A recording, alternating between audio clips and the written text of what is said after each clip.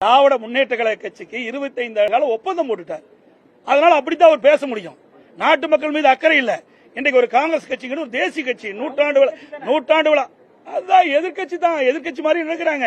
அவர்தான் 25 வருஷம் ஒப்பந்தம் போட்டாங்க, எப்படி பேச முடியும்?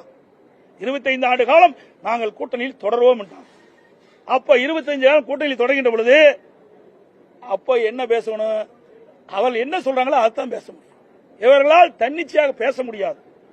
இன்றைக்கு காங்கிரஸ் பேர் இயக்கம், இன்றைக்கு தேசிய கட்சி, மக்களுடைய பிரச்சனை, மக்களுடைய உயிர் பிரச்சனை, இதை கவனமா எடுத்து என்ன நடந்தது, அதற்கு என்ன நடவடிக்கை எடுக்க துணிச்சலோடு பேசியிருந்தா உண்மையான எதிர்கட்சியை பார்ப்பாங்க. காங்கிரஸ் கட்சிக்கு மரியாதை உண்டு.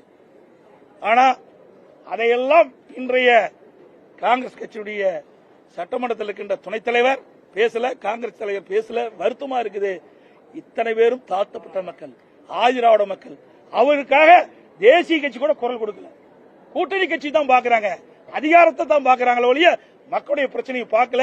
இதெல்லாம் மக்கள் பார்த்துக் கொண்டிருக்கின்றார்கள். தேர்தல் வருகின்ற பொழுது அவர்களுக்கு உரிய நேரத்தில் உரிய தண்டனை வழங்குவார்கள்.